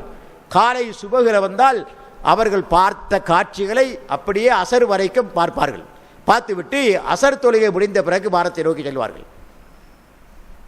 அல்லாஹ்விடத்திலே சென்று அல்லாஹ் கேட்பான், வஹுவ அஅலமு பிஹிம், அவனுக்கு தெரியும் யார் தொழுதார் யார் தொழவில்லை, யார் நிரப்பமாக தொழுதார் யார் நிரப்பமாக தொழவில்லை, அல்லாஹ்வுக்கு தெரியும். இருந்தாலும் மலக்குகள் மத்தியிலே பகிரங்கப்படுத்துவதற்காக அல்லாஹ் கேட்கின்றான், கைப வஜத்தும் இபாதி, என்னுடைய வாதிகளை அடியார்களை நீங்கள் எப்படி பார்த்தீர்கள்? அப்போ மலாய்க்கமார்களை பொறுத்தவரையில் கண்ட காட்சியை அப்படியே சொல்லுவார்கள். அவங்களுக்கெல்லாம் சம்திங் கொடுத்து தப்பையிலாது, அவன் எடுக்க போகிறதில்லை. அல்லாஹ்வுடைய பொறுப்பில் இருப்பவர்கள் எப்போ அலுவன மாய் உமருவும், அல்லாஹ் அவர்களுக்கு என்ன கட்டளை இருக்கின்றானோ அந்த கட்டளை அப்படியே நிறைவேற்றக்கூடியவர்கள். அவர்களிடத்திலே அதற்கு மாறு செய்யக்கூடிய தன்மை கிடையாது. அதனால எந்த காட்சியை எந்த மனிதத்திலே பார்த்தார்களோ அதை அப்படியே அல்லாஹ்விடத்தில் ஒப்புவிப்பார்கள். இதே போல அசர் தொழுகைக்கு வந்த மலக்குகள் காலையில் சுபஹ் தொழுகை வர இருப்பார்கள். சுபஹ் தொழுகை முடிந்த பிறகு அல்லாஹ்வின் பக்கம் செல்வார்கள். இப்படி சய்யாஹூன், உலகத்தில் இருக்கக்கூடிய எல்லா மக்களையும் அவதானிப்பதற்காக, அவர்களுடைய செயலை கண்காணிப்பதற்காக அல்லாஹ் சுப்ஹானஹு வ தஆலா மலாய்க்கமார்களை நியமித்திருக்கின்றான். அவர்களுடைய எண்ணிக்கை அல்லாஹ் அறிந்தவன். இதே போல எங்களுக்கு அல்லாஹ் வழங்கி இருக்கக்கூடிய ரிஸ்க், இந்த ரிஸ்கை பொறுப்பு சாட்டி சில மலக்கு அல்லாஹ் தஆலா வைத்திருக்கின்றான். அவருடைய எண்ணிக்கை அல்லாஹ் அறிந்தவன். இதே போல காற்று வீசுகின்றது. இந்த காற்றை வீசுவதற்காக அல்லாஹு தஆலா மலக்கை நியமித்திருக்கின்றான். அவருடைய எண்ணிக்கை அல்லாஹ் அறிந்தவன். இதே போன்று வானத்தில் மின்னக்கூடிய மின்னல் அல்லது இடிக்கக்கூடிய இடி, இவைகளுக்கும் அல்லாஹு தஆலா மலாய்க்கமார்களை பொறுப்பு சாற்றிருக்கின்றான். இவருடைய எண்ணிக்கை அல்லாஹ் மாத்திரமே அறிந்தவன். நெருப்பை கொண்டும் அல்லாஹு தஆலா சில மலக்குகளை பொறுப்பு சாற்றிருக்கின்றான். இப்படி எக்கச்சக்கமான பொறுப்புகளை கொடுக்கப்பட்ட மலக்குகளை அல்லாஹ் சுப்ஹானஹு வ தஆலா படைத்திருக்கின்றான். இவருடைய எண்ணிக்கையை அல்லாஹ்வை தவிர வேறு யாரும் அறிய மாட்டார்கள். அப்ப இது ஒன்று, வானத்தில் படைக்கப்பட்டிருக்கக்கூடிய மலாய்க்கமார்கள் பற்றிய ஒரு சிறிய விளக்கம். அடுத்த நாங்கள் பார்க்கிறோம், வானத்தில் அல்லாஹ் சுப்ஹானஹு வ தஆலா கோடான கோடி நட்சத்திரங்களை படைச்சிருக்கிறான். கோடான கோடி, எங்களால் மதிப்பிட முடியாது. இந்த நட்சத்திரங்களை அல்லாஹ் சுப்ஹானஹு வ தஆலா படைத்திருக்கிறான். அவைகளில் சிறியது, பெரியது, சிலது வானத்திலிருந்து பூமியை நோக்கி வரக்கூடியது, எரிகற்களாக வரக்கூடியது, இப்படியெல்லாம் அல்லாஹ் சுப்ஹானஹு வ தஆலா இந்த நட்சத்திரங்களை படைத்திருக்கின்றான். இதனுடைய எண்ணிக்கை அல்லாஹு தவிர வேறு யாரும் அறிய மாட்டார்கள். சுப்ஹானல்லாஹ். இந்த நட்சத்திரங்களுக்கு 3 பிரயோசனங்களை அல்லாஹு தஆலா அல் குர்ஆனில் குறிப்பிடுகின்றான். 3 பிரயோசனங்களை அல்லாஹு தஆலா குறிப்பிடுகின்றான். 2 பிரயோசனங்களை ஒரே வசனத்திலே சொல்லுகின்றான் அல்லாஹு தஆலா. ஒன்று, முதல் வானத்துக்கு அலங்காரம். நாங்கள் பார்க்கிறோம், இரவு ஆகிவிட்டால் வானத்தில் இருக்கக்கூடிய நட்சத்திரங்கள் மின்னிக் கொண்டிருக்கின்றன. வானம் அலங்காரமாக இருக்கின்றது, பார்ப்பதற்கு கவர்ச்சியாக இருக்கின்றது. இது ஒன்று. இரண்டாவதாக, ஷைத்தான்களுக்கு எரிகற்களாக, ஷுஹூபுகளாக அல்லாஹு சுப்ஹானஹு வ தஆலா வேலை ஆக்கியிருக்கின்றான். இந்த இரண்டையும் ஒரே வசனத்தில் அல்லாஹு தஆலா சொல்லும் போது, வலகத் ஸய்யன்னா ஸமாஅ துன்யா பிமஸாபீஹ வஜஅல்நாஹா ருஜூமன் லிஷ்ஷயாத்தீன் வஅதத்னா லஹும் அஸாபஸ் ஸஈர்.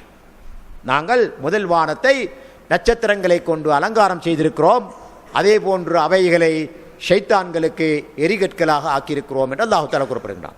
சூரத்துல் முல்கில் இந்த வசனத்தை நாங்கள் பார்க்க முடிகின்றது.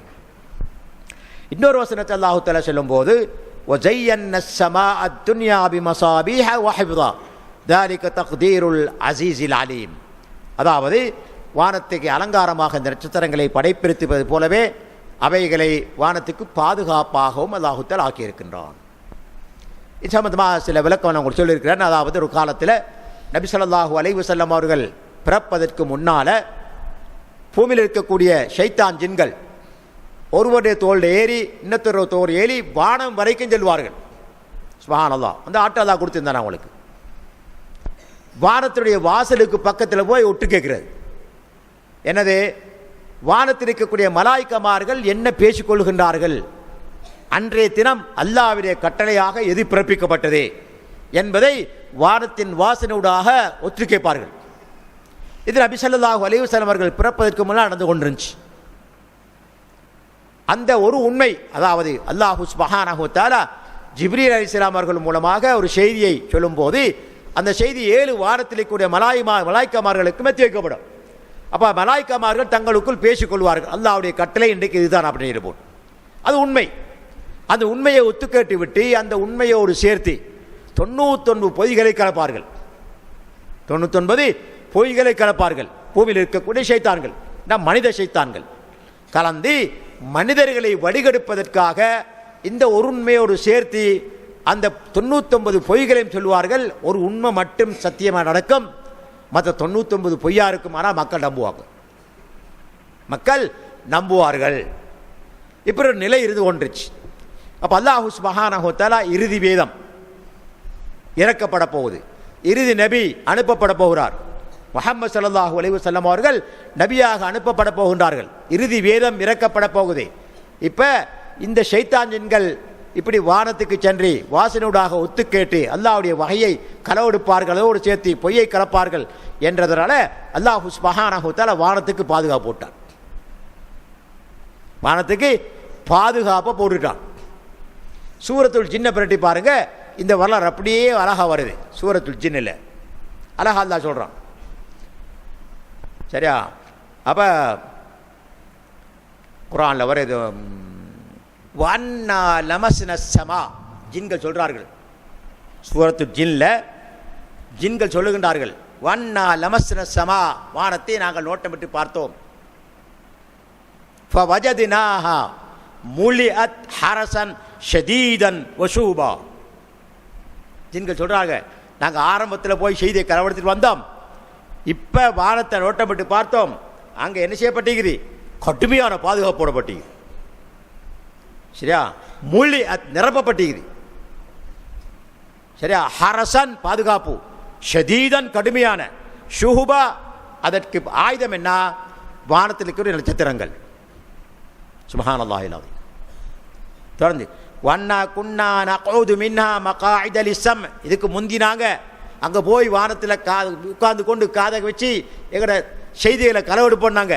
சொல்கிறாங்க, வன்னா குன்னா நகூது மின்ஹா மகாஇத லிஸ்ஸம் ஃபமன் யஜிதிலான யஜிதிலஹு ஷிஹாபர் ரஸதா.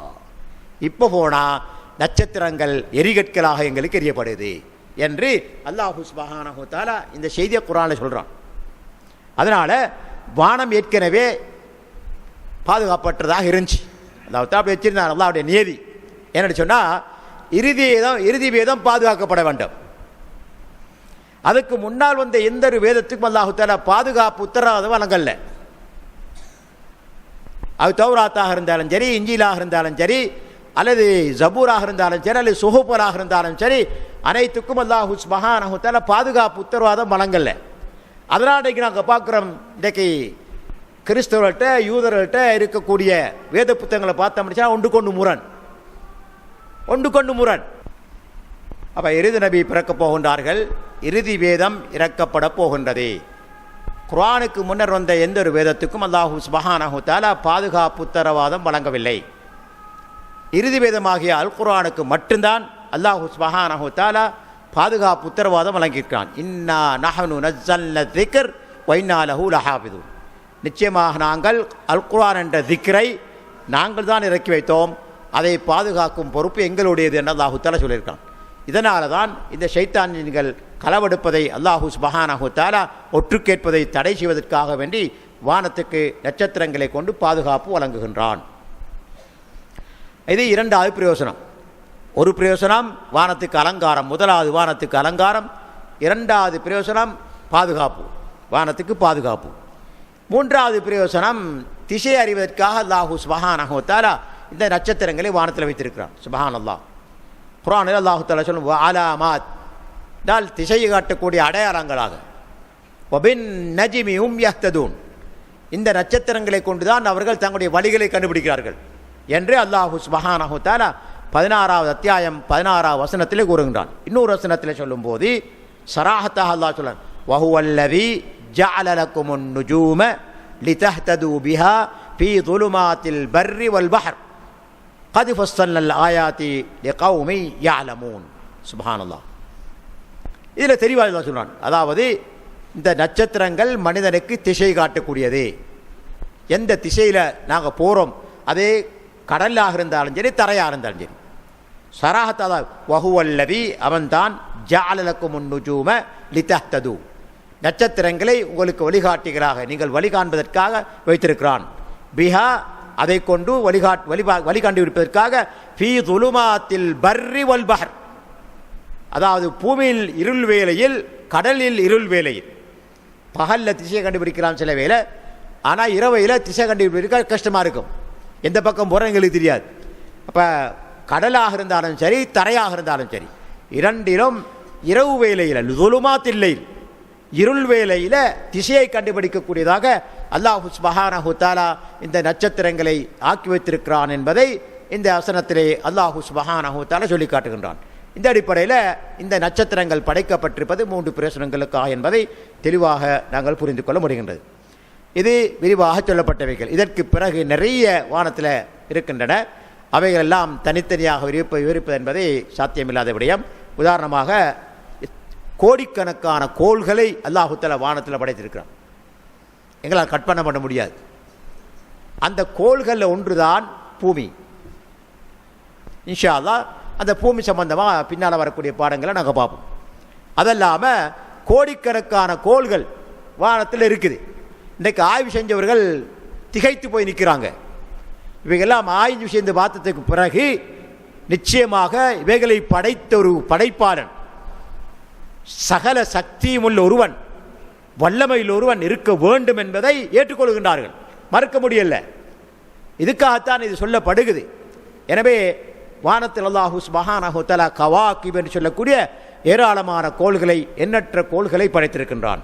இதே போல வானத்தில் சூரியன், சந்திரன், சுவர்க்கம், நரகம், பர்க் அதாவது மின்னல், அதே மாதிரி ராத் இடி, இதே மாதிரி பொழியக்கூடிய மழை, இதே போன்று மேகம், அல்லாஹ்வுடைய அர்ஷ், எல்லா வானத்துக்கு மேல் வானங்களுக்கு மேலால அந்த அர்ஷுக்கு கீழே அல்லாஹ்வுடைய குர்சி என்று எக்கச்சக்கமான படைப்பினங்களை அல்லாஹு சுப்ஹானஹு வ தஆலா வானத்திலே படைத்திருக்கின்றான்.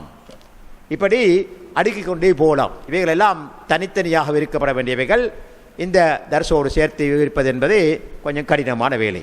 இன்ஷா அல்லாஹ் அல்லாஹு தஆலா அப்படியே ஒரு வாய்ப்பை தந்தால் பின்னால் பார்ப்போம். இப்போ நாங்கள் பார்ப்போம் பூமி. லஹு மா ஃபிஸ் ஸமாவாத்தி வ மா ஃபில் அர்த். இப்போ பூமியை வானங்களை பற்றி விளங்கினோம் கொஞ்சம். இதன் மூலமாக அல்லாஹு தஆலா எனக்குத்தான் சொந்தமானது வானங்கள் என்று சொல்லும்போது அல்லாஹ்வுடைய ஆற்றல் எப்படிப்பட்டது என்பதை சிந்திக்க வந்தாங்க. அல்லாஹ்வுடைய வல்லமை எப்படிப்பட்டது என்பதை சிந்திக்க வந்தாங்க. ஏன் அவனுக்கு நாங்கள் அடிமையாக இருந்து வணங்க வேண்டும் என்பதை சிந்திக்க வேண்டும். ஒரு அற்பமான ஒரு மனிதன் இவ்வளவு பிரமாண்டமான படைப்பினங்களை படைத்த ரப்புல் ஆலமீனுக்கு ஏன் அடிமையாக இருக்க வேண்டும் என்பதை சிந்தித்து பார்க்கும்போது அது நியாயமாக தெரியும் எங்களுக்கு. அதை மறுக்கிறது கொண்டு இருக்காது. அதனால தான் இவைகள் உங்களுக்கு ஞாபகம் ஊட்டப்படுகின்றன. இதே போல இந்த கோள்களில் ஒன்றுதான் அல்லாஹ் படைத்திருக்கக்கூடிய எண்ணற்ற கோள்களில் ஒன்றுதான் இந்த பூமி என்பது. இதனுடைய விசாலத்தை கண்டறிந்திருக்கின்றார்கள். அது எந்த அளவு உண்மை என்பது எங்களால் உறுதிப்படுத்த முடியாமல் இருக்கின்றது. இருந்தாலும் இந்த பூமியை பொறுத்தவரையில் மனிதன் வாழக்கூடிய பூமியாக அல்லாஹ் தஆலா ஆக்கியிருக்கின்றான். இந்த பூமியை மனிதன் வாழக்கூடிய பூமியாக அல்லாஹ் படைத்திருக்கின்றான். ஏன்னா அல்லாஹ் படைத்த படைப்பினங்களிலேயே மிகச்சிறந்த படைப்பு தான் மனிதன். அல்லாஹ் படைத்த படைப்பினங்களே மிகச்சிறந்த படைப்பு தான் மனிதன். எப்ப அல்லாஹ்வுக்கு கட்டுப்பட்டு பயபக்தியோடு வாழ்ந்து நல்லவனாக இருந்தால், இல்லாட்டி அவனை விட மோசமானவன் யாரும் இல்லை. அல்லாஹ்வுக்கு கட்டுப்பட்டால் மனிதன் அவன்தான் படைப்பினங்களே மிகச்சிறந்தவன். சூரத்துல் பையினாவில் அல்லாஹு தஆலா சொல்லும்போது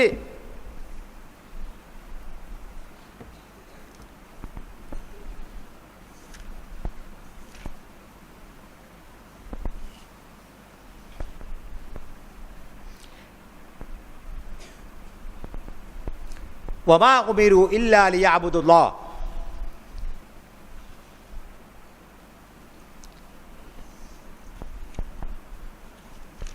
அதுக்கு அடுத்த வசனம் இன்னல்லதீன கஃபரு மின் அஹ்லில் கிதாப் வல் முஷ்ரிகீன் ஃபீ நாரி ஜஹன்னம ஹாலிதீன ஃபீஹா உலாயிக ஹும் ஷர்ருல் பரிய்யா. நிச்சயமாக நிராகரிக்கக்கூடிய காபிர்கள், அவர்கள் வேதக்காரர்களாக இருந்தாலும் சரி, முஷ்ரிக்கீங்களாக இருந்தாலும் சரி, ஃபீ நாரி ஜஹன்னம் ஹாலிதீன ஃபீஹா, அவர்கள் நரகத்தில் என்றென்றும் நிரந்தரமாக இருப்பார்கள். அவர்கள்தான் உலாயிக, அவர்கள்தான் ஹும் ஷர்ருல் பரிய்யா, இந்த படைப்பினங்களை மிக கெட்டவர்கள். அல்லாஹ் சொல்றான். இதே போல அடுத்த வசனத்தை அல்லாஹ் சொல்லும்போது இன்னல்லதீன ஆமனு வஅமிலுஸ் ஸாலிஹாத் உலாயிக ஹும் கைருல் பரிய்யா, நிச்சயமாக எவர்கள் ஈமான் கொண்டு சாலிஹான அமல்கள் செய்கின்றார்களோ அவர்கள்தான் படைப்பினங்களே மிகச்சிறந்தவர்கள். எனவே அல்லாஹ்வுக்கு கட்டுப்பட்ட மனிதனை விட சிறந்த படைப்பு எதுவும் இல்லை. அல்லாஹ்வுக்கு மிகவும் பக்குவமாக அல்லாஹ்வுக்கு மிகவும் கட்டுப்பட்டு பக்குவமாக வாழக்கூடிய மனிதரை போன்ற படைப்பு உலகத்தில் எதுவுமே இல்லை. சுப்ஹானல்லாஹ்.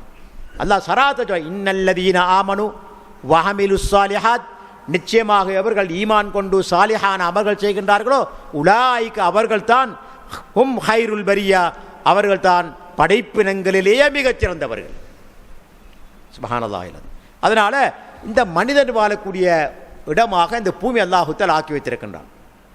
மனிதனை பொறுத்தவரையில் அல்லாஹ்வினால் சங்கை செய்யப்பட்டவன், கண்ணியப்படுத்தப்பட்டவன். அல்லாஹ் குர்ஆனில் சொல்லும்போது வலகத் கர்ரம்னா பனி ஆதம், வலகத் கர்ரம்னா பனி ஆதம் ஃபில் பர்ரி வல் பஹர். சுப்ஹானல்லாஹில் அஸீம். வலகத் கர்ரம்னா பனி ஆதம் வ ஹமல்னாஹும் ஃபில் பர்ரி வல் பஹர், நாம் ஆதமுடைய மக்களை, மனிதனை சங்கைப்படுத்தினோம், அவர்களை தரையிலும் கடலிலும் சுமந்தோம். வரஸக்னாஹும் மினத் தய்யிபாத், அவர்களுக்கு நல்லதே உணவாக வழங்கினோம்.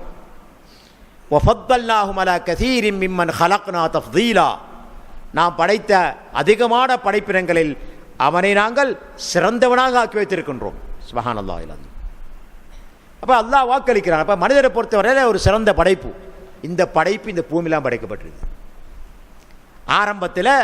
ஆரம்ப மனிதர் ஆதம் அலைஹிஸ்ஸலாம் அவர்கள் அதாவது வானத்தில் வைத்து படைக்கப்பட்டாலும் கூட அதற்கு பிறகு அவர்கள் பூமிக்கு அனுப்பப்பட்டார்கள். அதுக்கு பிறகு பிறந்த அத்தனை சந்ததிகளும் அவருடைய அத்தனை சந்ததிகளும் இந்த பூமியில் தான் பிறந்தார்கள். இந்த மனிதன் வாழக்கூடியதான் இந்த பூமி அல்லாஹு தஆலா ஆக்கி வைத்திருக்கின்றான். அப்போ பூமியில் இருக்கக்கூடிய மிகச்சிறந்த படைப்புகள் ஒன்று தான் மனிதன். இந்த மனிதன் வாழக்கூடியதாகத்தான் இந்த பூமியை அல்லாஹு சுப்ஹானஹு தஆலா ஆக்கி வைத்திருக்கின்றான். அல்லாஹு தஆலா மனிதனுக்கு அனைத்தையும் வசப்படுத்தி கொடுக்கின்றான். அல்லாஹு தஆலா இந்த பூமி வானங்கள் இருக்கக்கூடிய அனைத்தையும் தஸ்கீர் செய்து அதாவது வசப்படுத்தி கொடுத்திருக்கின்றான். இதனால பூமியில் மனிதன் செய்யாத காரியம் கிடையாது. இன்றைக்கு அதே போல் வானத்தில் அதாவது மனிதன் செய்யக்கூடிய அற்புதங்கள் இன்றைக்கு மட்டிட்டு சொல்ல முடியாத அளவுக்கு இருக்குது. இன்றைக்கு வானத்தில் அதாவது ஒரு விமானம் பறக்குதுன்னு சொன்னால் அல்லது ஒரு ராக்கெட் பறக்குதுன்னு சொன்னால் இதெல்லாம் அல்லாஹு தஆலா மனிதனுக்கு வானத்தையும் பூமியையும் வசப்படுத்தி கொடுத்திருக்கிறான் என்பது உறுதிப்படுத்துகிறது. எனவே மனிதனை பொறுத்த வரையில் படைப்பினங்களில் மிகச்சிறந்தவன் எப்போது அவன் அல்லாஹுவை விசுவாசித்து அவனுக்கு கட்டுப்பட்டு நல்லவனாக வாழும் போது அப்போது அவன் மனித படைப்பினங்களே மிகச்சிறந்தவனாக கருதப்படுகிறான். இந்த மனிதன் வாழக்கூடியதாகத்தான் அல்லாஹு சுப்ஹானஹு தஆலா பூமியை படைத்திருக்கின்றான். இது பூமியில் இருக்கக்கூடிய படைப்பினங்கள் ஆரம்பமானது மனிதன். இரண்டாவதாக நான் பார்க்கிறோம் ஜின்கள் அல்லாஹ் படைத்திருக்கிறான். இந்த ஜின்களை பொறுத்த வரையிலே ஒரு அற்புதமான படைப்பு. மனிதனுடைய கண்களுக்கு தென்பட மாட்டார்கள். ஆனால் ஜின்கள் இருக்கிறார்கள், படைக்கப்பட்டிருக்கிறார்கள். அவர்களுடைய படைப்பு என்பது குர்ஆனில் திட்டத்தெளிவாக சொல்லப்பட்டிருக்குது. ஜின்களும் மனிதர்களும் அல்லாஹ்வால் படைக்கப்பட்ட படைப்பினங்கள் என்பது தெளிவாக சொல்லப்பட்டிருக்குது. அப்போ ஜின்களை பொறுத்தவரையில் அவர்களும் பூமியிலாம் படைக்கப்பட்டிருக்கின்றார்கள். இந்த ஜின்களை பொறுத்தவரையில் எங்களோட கண்களுக்கு தென்பட மாட்டார்கள், ஆனால் அவர்களுடைய கண்களுக்கு நாங்கள் தென்படுவோம். இது ஒன்று. அடுத்த இரண்டாவதாக அவர்களுக்கு எந்த உருவம் வேண்டுமென்றாலும் மாற்றி எடுப்பதற்கான சக்தியை அல்லாஹ் தஆலா கொடுத்திருக்கிறான். எந்த உருவம்னா எடுக்கலாம். அவங்களுக்கு மனிதனை போலையும் இருக்கலாம், மிருகங்களை போலையும் இருக்கலாம், பறவை பட்சிகளை போலையும் இருக்கலாம். இந்த ஆற்றலை அல்லாஹ் தஆலா ஜின்களுக்கு கொடுத்திருக்கிறான். இதை நாங்கள் பார்க்குறோம். அதாவது முஸ்லிமிலே பதிவாக இருக்கக்கூடிய ஒரு ஹதீஸில் அபூ சயீத் குத்ரி ரலியல்லாஹு அன்ஹு அவர்கள் மூலம் அறிவிக்கப்படுகின்றது.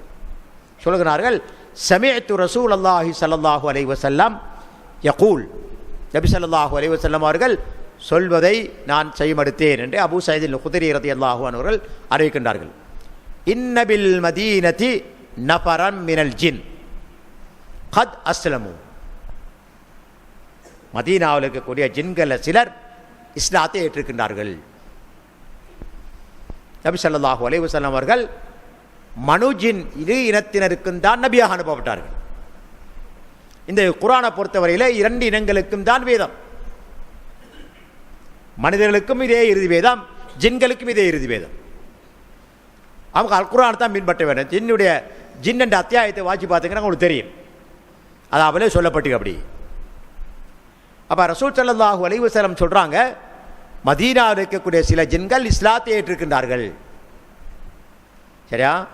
அவங்க உருமாறுவார்கள் என்பதற்கு தஹ்தீர் சொல்றது, ஃபமன் ரஆ ஷைஅம் மின் ஹாதிஹில் அவாமிர். சில வேளைகளில் இந்த பாம்பு போன்ற இந்த மிருகங்கள் வீட்டுக்குள் வரும். அவாமிர் என்பது இந்த பாம்பு போன்ற மிருகங்களுக்கு சொல்றது. இவைகளை நீங்கள் வீட்டில் கண்டால் ஃபல்யுதின்ஹு ஸலாதன், 3 விடுத்தம் போச்சொல்லி அனுமதிங்க. பைத்திருங்க, அல்லாஹ் மீனாயா பைத்திருங்க, தீங்கிழைக்காதுங்கன்னு சொன்னால் அது போயிடும். ஜின்னாய் தான் பைத்திரும். சரியா? ஃபைன் பதா லஹு பஅத ذلك, அப்படி 3 விடுத்தம் அல்லாஹ்வுடைய பேரை சொல்லி அவளை போச்சொல்லி போகலன்னு சொன்னால் அதுக்கு பிறகும் நீங்கள் கண்டீங்கன்னு சொன்னால் வல்யக்தலு, கொண்டு போடுங்க. ஃபைன்னஹு ஷைத்தான். அப்போ இஸ்லாத்தை ஏற்றுக்கொண்ட ஜின்கள் கொல்லப்படக்கூடாது. அப்படி கொண்ட பலிக்கு பலி வாங்கிடுவாங்க. அப்படி நடந்திருக்குது. கொல்லப்பட்டால் பலிக்கு பலி வாங்கிடுவாங்க. அவங்களுக்கு அதே சட்டம்தான். எனவே இந்த ஹதீஸை பொறுத்தவரையில் ஜின்கள் பாம்பு உருவத்தில் வருவார்கள் என்பதை சொல்கிறாங்க ரசூல் ஸல்லல்லாஹு அலைஹி வஸல்லம் அவர்கள். குறிப்பாக மதீனாவை பொறுத்தவரையில் அந்த இஸ்லாத்தை ஏற்றுக்கொண்ட ஜின்கள் இப்படி வருவார்கள். வந்தால் நீங்கள் 3 விருத்தம் சொல்லுங்கள், அல்லாஹ்வோட பேரை சொல்லி நீங்கள் போயிருங்கன்னு சொல்லி 3 விருத்தம் சொல்லி பாருங்கள். போயிட்டுனா அல்ஹம்துலில்லாஹ் பிரச்சனை முடிஞ்சு, அவங்க தீங்கிழைக்க மாட்டாங்க. மாறாக 3 விருத்தம் சொல்லப்பட்ட பின்னரும் அவர்கள் போகாமல் அங்கே இருப்பதை நீங்கள் கண்டால் அவர்களை கொலை செய்து விடுங்கள் என்று ரசூல் ஸல்லல்லாஹு அலைஹி வஸல்லம் அவர்கள் அது ஷைத்தான் என்று சொல்லுகின்றார்கள். இப்படி ஹதீஸ்களை பார்க்கணும். எனவே ஜின்களை பொறுத்தவரையில் அல்லாஹ் சுப்ஹானஹு வ தஆலா படைத்திருக்கக்கூடிய ஒரு அற்புதமான படைப்பு. அவர்களுக்கு இந்த ஆற்றல் அல்லாஹ் கொடுத்திருக்கிறான். அவர்களை எங்களால் பார்க்க முடியாது, அவர்கள் இங்கே பார்க்கிறார்கள்.